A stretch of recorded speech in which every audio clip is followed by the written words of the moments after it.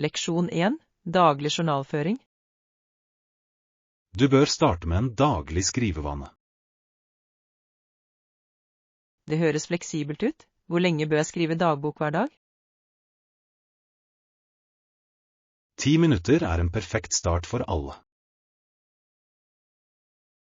Hvilke temaer bør jeg inkludere i den? Skriv om følelsene dine og målene dine. Bør jeg bruke penn eller datamaskin? En fysisk notatbok er bedre for fokus.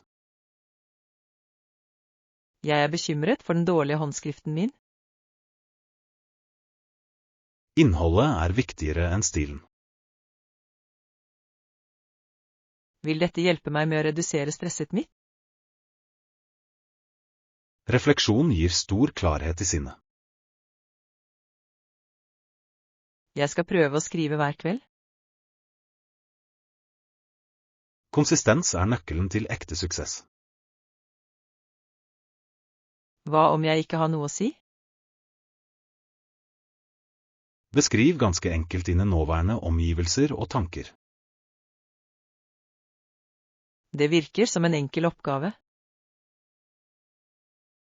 Du vil oppdage mye om sjelen din.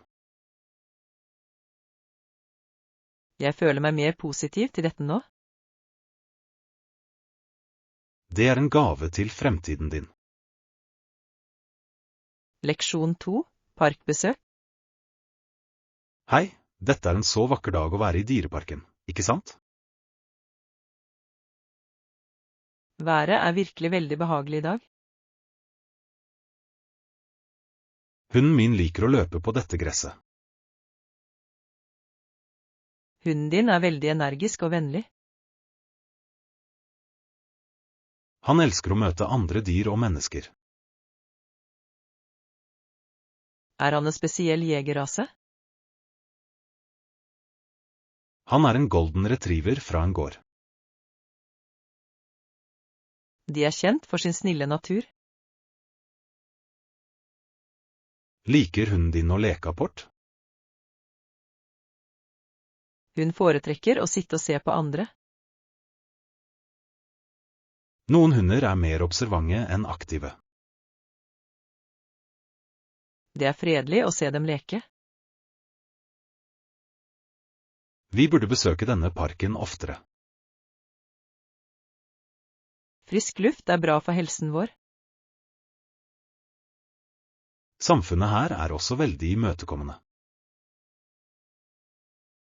Jeg liker disse rolige morgenturene veldig godt. Vi kan ta med snacks til dem etterpå. Det er en utmerket og hyggelig idé. Jeg tar med vannskålen i morgen. Leksjon 3. Kulturell tid. Det er viktig å være i tide. Og, jeg skjønner at i min kultur er det normalt å komme noen minutter for sent. I denne byen er punktlighet et tegn på respekt. Jeg beklager den lille misforståelsen i dag. Ulike kulturer har unike syn på tid. Jeg vil lære mer om tradisjonene dine. Vi verdsetter effektivitet og strenge sosiale tidsplaner. Det er veldig annerledes enn hjemme hos meg. Vi må finne en balanse i arbeidet vårt. Jeg skal prøve å være tidligere neste gang. Kommunikasjon hjelper oss med å unngå fremtidige spenninger. Verdsetter du også raske forretningsresultater? Ja, vi foretrekker å ta raske avgjørelser. Tålmodighet er en dyd i mitt land. Vi må respektere begge våre perspektiver. Denne samtalen er veldig nyttig for meg. Å lære sammen gjør partnerskapet vårt mye sterkere. Jeg setter pris på din ærlighet og tiden din. La oss gå videre til møterommet. Leksjon 4. Sunn mat. Velkommen til vårt premium matmarked i dag. Unnskyld meg, har dere noen økologiske og sunne matalternativer? Vi har en stor avdeling for økologiske produkter. Dyrkes disse grønnsakene uten kjemikalier? Ja, de er sertifisert av det nasjonale styret. Det er akkurat det jeg søker. Vi tilbyr også fersk villfanget laks. Inneholder den noen kunstige fargestoffer? Den er helt naturlig og veldig frisk. Jeg trenger også litt glutenfritt brød. Den ligger i tredje midtgang. Mange endrer kostholdet sitt nå. Helse er en stor trend i år.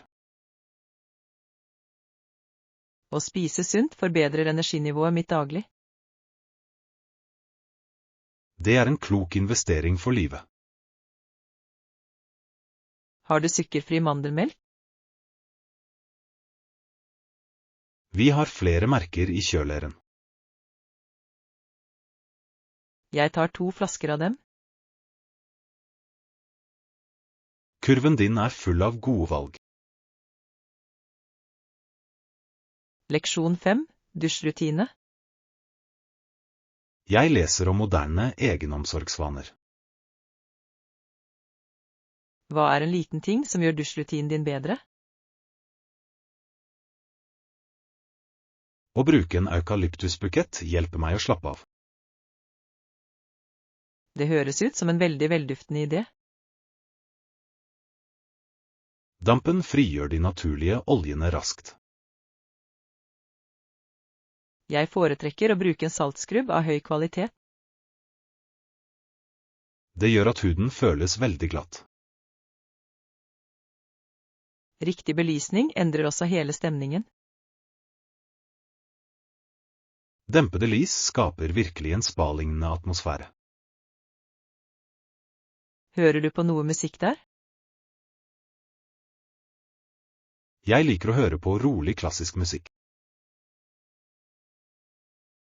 Det er en flott måte å starte på. Vi tilbringer mange timer i det rommet. Vi bør gjøre det til et hyggelig sted. Jeg skal kjøpe et nytt dusjhode. En med mange innstillinger ville være best. Det vil føles som et luksushotell. Små endringer utgjør en veldig stor forskjell. Lykke kommer ofte fra disse små detaljene. Leksjon 6. Ballroomdans. Musikken til dansen starter. De hadde selskapsdans. Jeg er ikke vant til den typen dans. Det er en veldig elegant og klassisk stil. Trinnene ser ganske vanskelig ut å lære. Jeg kan lære deg de grunnleggende bevegelsene. Jeg er redd for å tråkke på skoene dine. Ikke bekymre deg for små feil i kveld. Denne tradisjonen er veldig formell og gammel. Det blir populært blant ungdommen igjen. Hvorfor liker folk så strenge regler? Det skaper en vakker og rytmisk flyt. Jeg foretrekker vanligvis moderne og fridans. Vi kan prøve en enkel vals først. Er rytmen langsom eller veldig rask? Denne sangen har en langsom og jevn rytme. Hjertet mitt banker veldig fort nå. Bare følg mitt råd og vær rolig. Du er en veldig tålmodig lærer, John. Jeg vil at du skal nyte dette øyeblikket. Leksjon 7. Klassiske bøker. Jeg leste ferdig en kjent roman i går. Huckleberry Finn Charles Dickens vekket det viktorianske England til liv gjennom bøkene sine. Det var faktisk Mark Twain som skrev historien om Huck. Og, jeg gjorde en veldig dum feil. Begge forfatterne er mestere i sitt håndverk. Dickens fokuserte på de fattiges kamper. Beskrivelsene hans av London er svært levende. Foretrekker du amerikanske eller britiske klassikere? Jeg liker humoren i amerikansk litteratur. Jeg liker samfunnskritikken til Dickens. Litteratur lar oss reise gjennom tiden. Det lærer oss også om menneskets natur. Vi burde snakke om en ny bok snart. La oss velge en historie om et mysterium. Det vil utløse en svært livlig debatt. Jeg tar med en liste over titler. Jeg gleder meg til vårt neste møte. Lesing er en flott hobby for alle. Det utvider sinnet og hjertet. Leksjon 8. Modige soldater. La oss snakke om den amerikanske revolusjonskrigen. Hvordan hjalp franskmennene den unge nasjonen? Han sendte skipene og soldatene sine til Amerika, og de hjalp amerikanerne med å beseire de engelske styrkene. Kongen av Frankrike brukte mye penger. Det var et veldig strategisk og dristig trekk. Denne alliansen forandret historiens gang. Sjøslaget var spesielt avgjørende for seieren. Ble soldatene lenge i Amerika? De fleste returnerte til Frankrike etter krigen. De brakte tilbake nye ideer om frihet. Dette førte til endringer i landet deres. Historien er full av slike sammenhengende hendelser. Alle nasjoner er avhengige av en eller annen form for hjelp. Krig er et veldig komplekst og trist tema. Men det viser også stort mot og håp.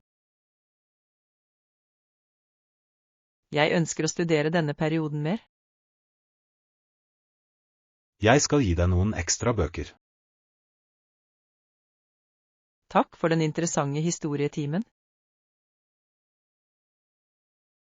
Kunnskap er nøkkelen til vår fremtid. Leksjon 9. Intrikate serier. Denne boden har tradisjonelle klær fra India. Serier med intrikate mønstre, og jeg har sett bilder av sånne. Hvert mønster forteller en helt unik historie. Silken føles veldig myk og dyr. Veverne tilbringer mange uker på en. Hvor langt er et standard tøystykke? Den er vanligvis 6 til 9 meter lang. Fargene er så lyse og vakre. Ulike farger representerer forskjellige betydninger i kulturen. Rødt brukes ofte til bryllupsseremonier. Du er veldig godt informert om dette. Jeg elsker å lære om mangfoldig global mote. Det er en eldgammel og respektert kunstform. Kan noen lære seg å pakke det inn? Det krever øvelse å mestre foldene. Jeg skulle gjerne prøvd den i dag. Det er et prøverom rett der. Jeg velger den blå først.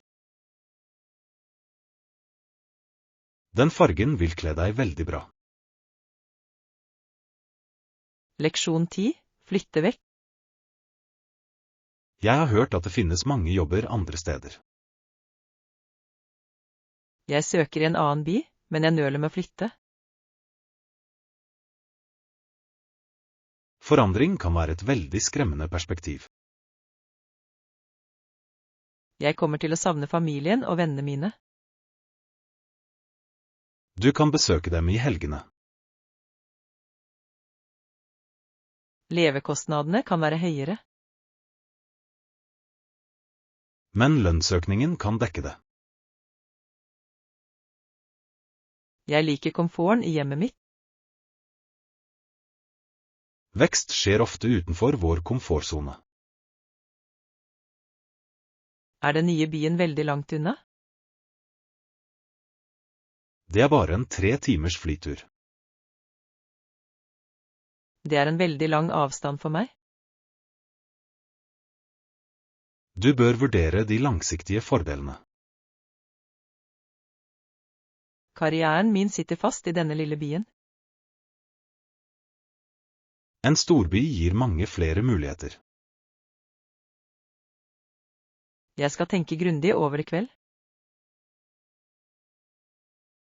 Ikke la frykt stoppe fremgangen din.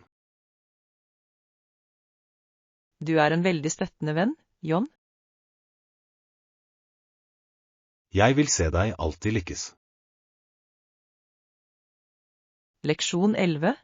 Hotellkostnader. Dette hotellet har en veldig høy vurdering. Hvor mye koster det per natt? Rundt 100, men det er ofte tilbud også. Ja, de tilbyr rabatter for tidlige bestillinger. Inkluderer prisen en full frokost?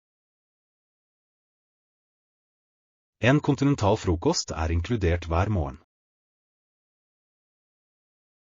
Jeg foretrekker et rom med havutsikt. Det vil koste $20 ekstra.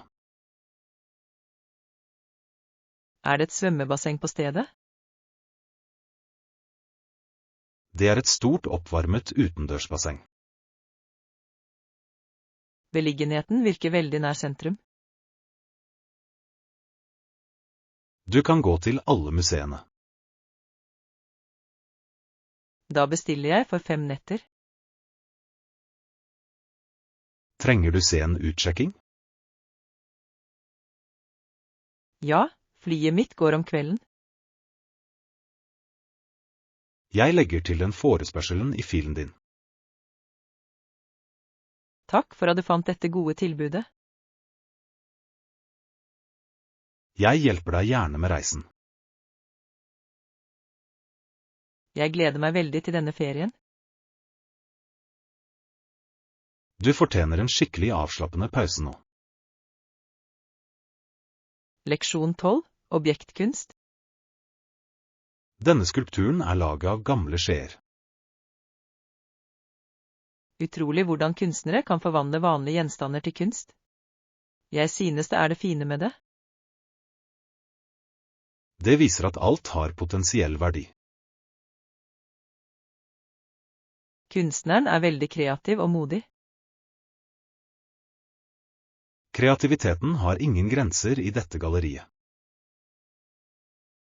Jeg ser en fugl i metallet. Jeg ser en person danse i den. Kunst er åpen for mange forskjellige tolkninger. Det er det som gjør det så interessant. Burde vi prøve å lage noe lignende? Vi har mange gamle ting hjemme. Vi kunne bygge en hagestatue av metall. Det hadde vært et morsomt helgeprosjekt. Vi trenger også et veldig sterkt lim. Jeg skal kjøpe noen i butikken. La oss se på det neste maleriet. Denne bruker kun sterke neonfarger. Det er litt for lyst for meg. Kunst skal fremkalle en sterk emosjonell reaksjon. Leksjon 13. Markedets beste. Jeg elsker atmosfæren på dette stedet. Det beste med et bondemarked er friskheten. Grønnsakene ble plukket akkurat i morges. Jeg vil kjøpe litt lokal honning. Det er bra for immunforsvaret ditt. Disse eplene er veldig røde og skinnende. Du bør smake på en liten smakebit først. Selgeren sier de er veldig søte. Å kjøpe her støtter våre lokale småbruk. Det er bedre enn det store supermarkedet. Det brukes ingen plastemballasje her. Det er veldig bra for miljøet vårt. Se på de vakre håndlagde brødene. De lukter helt nydelig og fortsatt varmt. La oss kjøpe et brød til lunsj. Vi trenger også litt fersk grønn spinat. Jeg går til grønnsaksboden. Jeg møter deg ved blomstene. Ikke glem å få noen egg. Leksjon 14. Parkeringstid. Vi burde dra til skogen snart.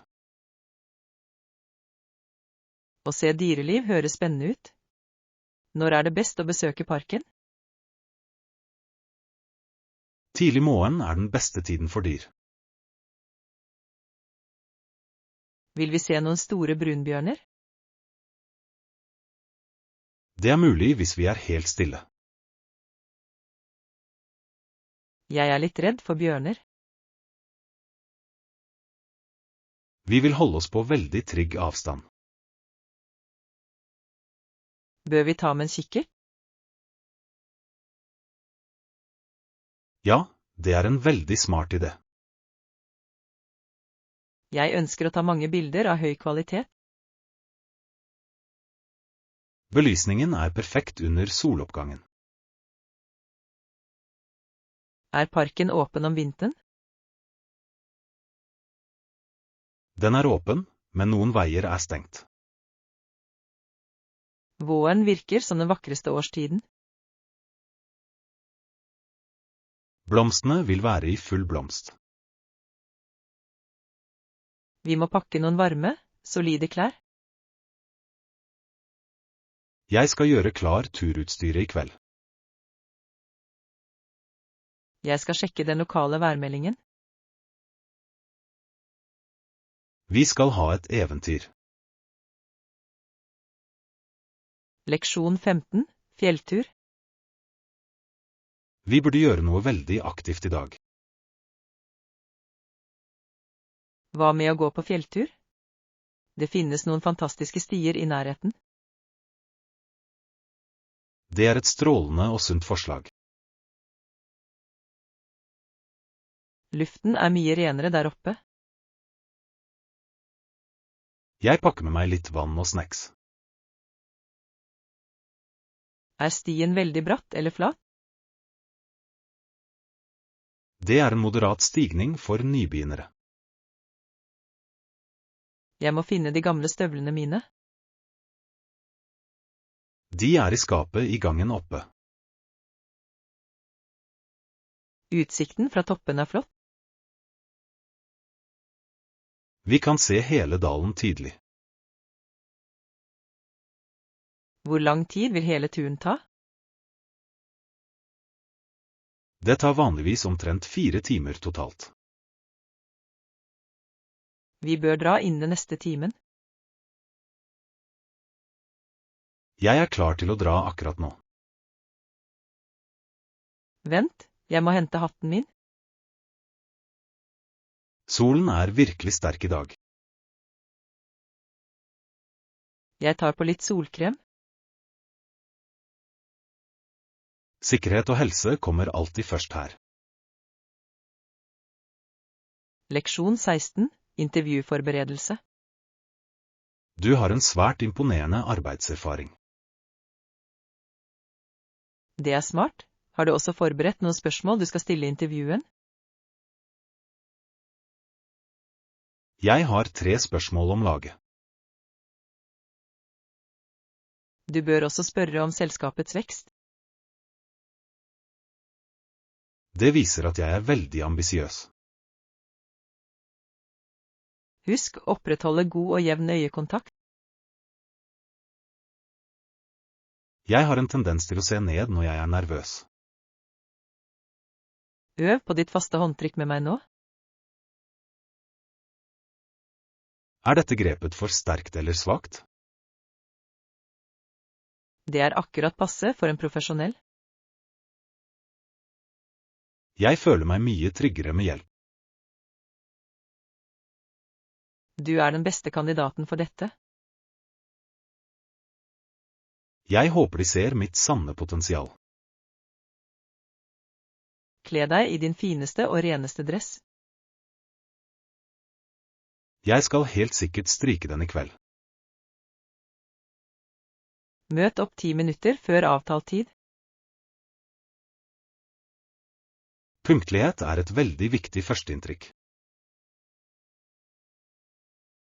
Du kommer til å gjøre en helt fantastisk jobb. Takk for din hyggelige oppmuntring i dag. Leksjon 17, fruktplukking. Supermarkedet ligger i første etasje. Praktisk, og det er vanligvis et godt utvalg. Flott, jeg må kjøpe litt frukt. De har en veldig stor økologisk seksjon. Jeg trenger noen bananer og røde epler.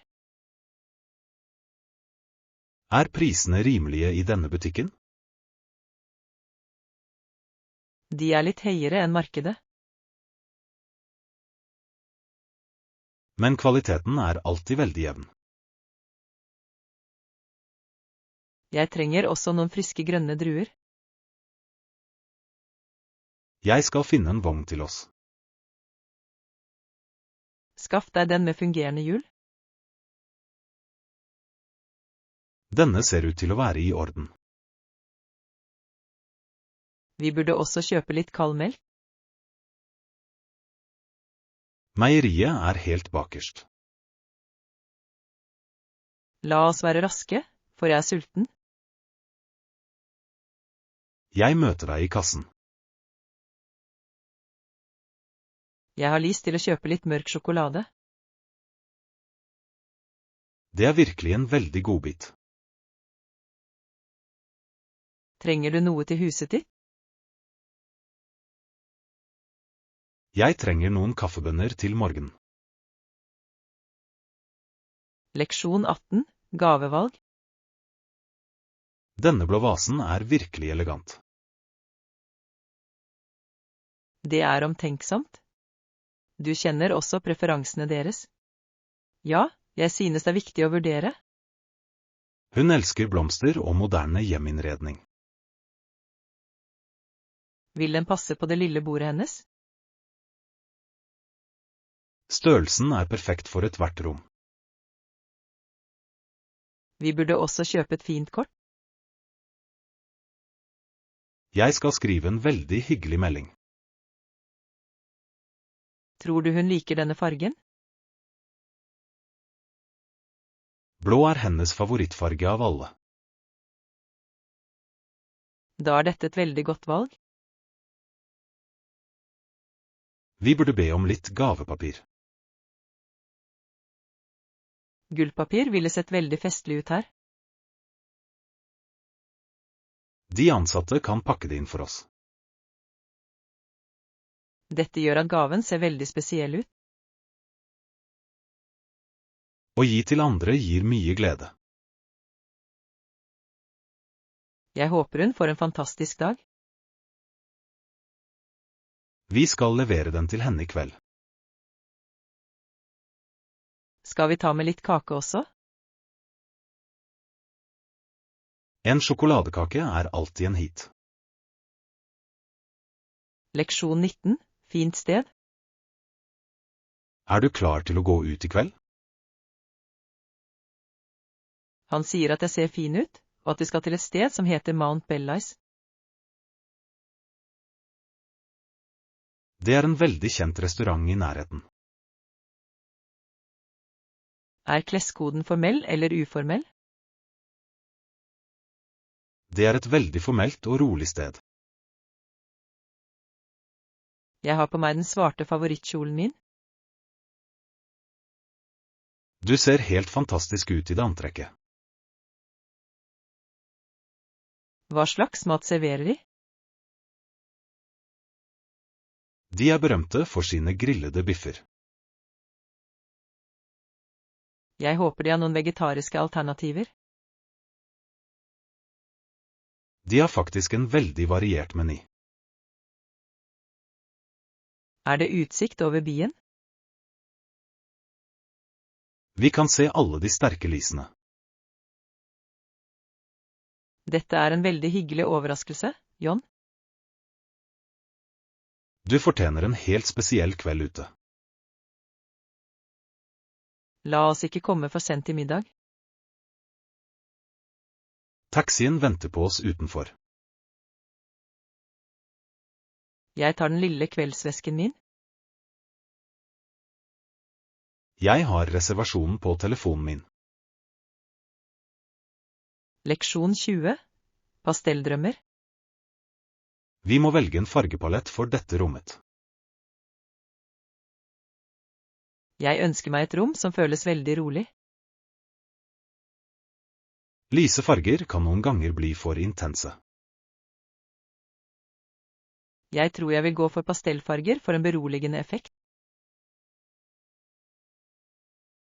Myke blå og grønne farger er veldig populære nå. Vil disse fargene få rommet til å se større ut? Lyse nyanser reflekterer mer naturlig lys. Jeg er bekymret for at rommet kan se for kaldt ut. Vi kan legge til varme tremøbler. Det høres ut som en perfekt balanse. Vi bør også vurdere gardinstoffet. Gjennomsiktig hvitt lin hadde vært nydelig. Det vil skape en veldig luftig atmosfære. Skal vi male taket hvitt? Et hvitt tak holder rommet åpent. Jeg gleder meg til å se det endelige resultatet. Vi starter arbeidet neste mandag. Jeg bestiller malingen i dag. Sørg for at den har en matt finish. Leksjon 21, direkteflyvninger. Jeg har funnet flere flyalternativer for deg. Jeg må spare så mye tid som mulig. Noen flyvninger har en lang mellomlanding i London. Merk at jeg vil prioritere direktealternativer. Jeg tar kontakt med deg snart. Direkteflyvninger er dyrere, men raskere. Timeplanen min tillater ikke forsinkelser. Det går et fly klokken 8 om morgenen. Det er for tidlig for møtet mitt. Jeg skal se etter en avgang på ettermiddagen. Tilbyr flyselskapet trådløst internett? De fleste internasjonale flyvninger tilbyr den tjenesten nå. Jeg må jobbe underveis på reisen. Jeg skal sjekke de spesifikke flydetaljene. Vennligst bestill også en bil på flyplassen. Jeg skal ordne en premium sedan til deg. Takk for din effektive hjelp. Jeg sender reiseruten til e-posten din. Jeg skal gjennomgå det før neste samtale. Jeg venter på din endelige godkjenning. Leksjon 22, juridiske utfall. Denne saken er svært kompleks å forstå. Juryen sto overfor en svært vanskelig avgjørelse.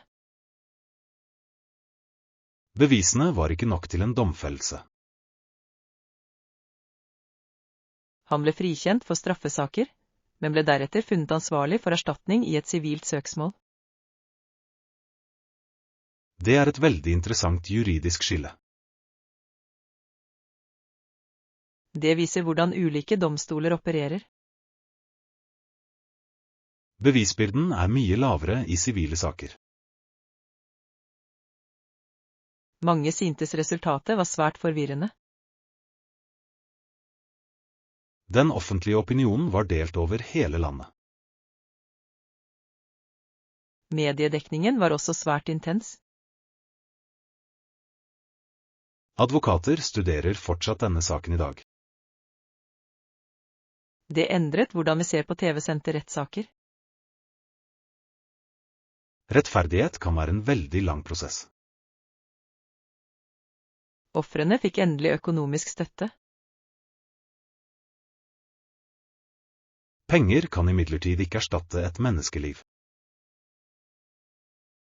Det er en veldig trist sannhet. Vi må lære av disse rettshistoriske leksjonene.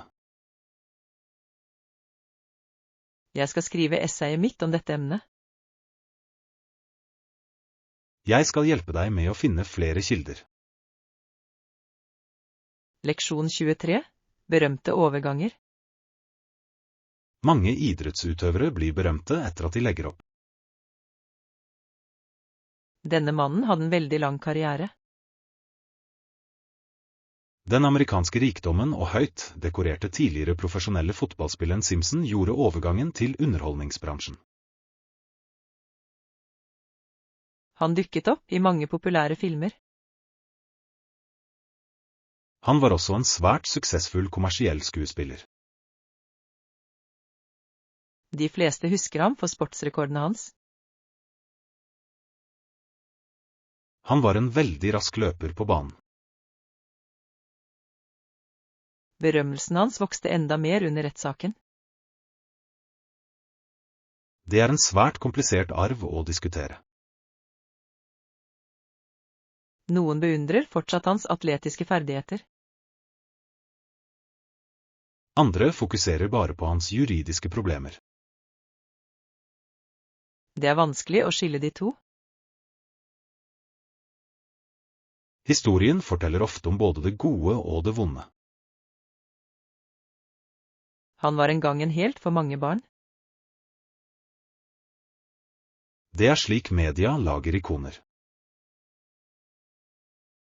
Så endret bildet seg veldig raskt. Det er en leksjon om berømmelse og rikdom. Jeg synes livshistorien hans er svært tragisk. Det er fortsatt et tema for stor debatt. Leksjon 24, milde måltider. Kan jeg ta middagsbestillingen din nå? Jeg vil gjerne ha den krydrede kyllingcurryen. Hvor mye styrke foretrekker du i sausen din? Jeg foretrekker mild drikke. Vennligst merk av om det er drikke til måltidet. Vi har fersk limonade eller iste. Jeg skal ta et glass iste. Vil du ha sukker til drikken din? Jeg foretrekker den uten søtningsmiddel. Jeg kommer med drikken din med en gang. Kommer karrien med hvit ris? Den serveres med dampet basmati-ris. Det høres ut som et veldig sunt valg. Vil du ha en forrett først? Jeg er ikke særlig sulten på en forrett. Jeg legger bestillingen på kjøkkenet. Hvor lang tid vil forberedelsene ta? Den vil være klar om 15 minutter. Jeg venter her ved bordet. Her er din kalde iste. Leksjon 25, massiv granitt. Å bygge en tunnel er en farlig jobb. Arbeiderne opplevde mange naturkatastrofer. Jordskred skjedde andre steder mennene måtte grave gjennom solid granittstein. Granitt er en av de hardeste steinene. De brukte tunge maskiner og eksplosiver. Mange menn ble skadet under arbeidet. Prosjektet tok 10 år å fullføre. Er tunnelen fortsatt i bruk i dag? Det er en hovedrute for togene. Det må være veldig mørkt inni. Moderne lys gjør det nå veldig trygt. Jeg beundrer arbeidernes mot. De endret landets geografi. Ingeniørfag kan løse veldig store problemer. Det krever mye nøye planlegging. Naturen slår ofte tilbake mot oss. Vi må respektere jordens kraft. Jeg kommer aldri til å klage på trafikken igjen. Vi bør sette pris på andres harde arbeid. Leksjon 26, de første menneskene. Australia har en veldig lang menneskelig historie. Hvem var de opprinnelige innbyggerne i dette landet? De første menneskene som bodde i Australia var kjent som aboriginene. Aboriginene kom til Australia med båt. Det var en veldig lang reise siden. Det skjedde for over 50 000 år siden. De har en veldig dyp tilknytning til naturen. Kunsten og historiene deres er veldig vakre. Bor de fortsatt i ørkenen? Mange bor nå i byer og tettsteder. Jeg vil besøke et urfolkskunstgalleri. Det er en veldig kjent en i nærheten. Hva representerer de tradisjonelle maleriene? De viser ofte kart over landet. Fargene er veldig jordnære og varme. De bruker naturlige pigmenter fra bakken. Det er viktig å bevare kulturen deres. Regjeringen jobber med den nå. Jeg respekterer deres gamle tradisjoner sterkt. Vi kan lære mye av deres visdom. Leksjon 27, Afrikaruten. David Livingstone var en svært modig mann. Hvorfor reiste han til slike steder? Han ønsket å finne en enkel rute inn til sentrum av Afrika. Livingstone fortsatte å gå. Han møtte mange sykdommer i jungelen. Han ga aldri opp oppdraget sitt. Fant han elvens kilde? Han oppdaget de store Victoria-fallene. Lokalbefolkningen hjalp ham med å overleve. Han behandlet dem med stor respekt. Mange trodde han var fortapt. En journalist fant ham etter mange måneder. Dr. Livingstone, antar jeg, et kjent sitat. Det var akkurat det mannen sa. Han ville stoppe slavehandelen. Han var både lege og misjonær. Livet hans var fullt av store eventyr. Han er nå gravlagt i Westminster Abbey. Han satte et veldig stort preg på historien. Jeg vil bli en oppdagelsesreisende en dag. Leksjon 28, Shakespeare-språk. William Shakespeare er en mester i drama. Hvorfor er skuespillene hans fortsatt så populære? Disse skuespillene viser Shakespeares bruk av det engelske språket, og ordforrådet hans var veldig stort. Noen av ordene er veldig vanskelige. Han oppfant mange uttrykk vi bruker i dag. Å være eller ikke være er kjent. Han skrev om kjærlighet og menneskelig makt. Skrev han alle skuespillene selv? De fleste historikere mener at han gjorde det. Teatret var veldig annerledes på hans tid. Bare menn fikk lov til å være skuespillere.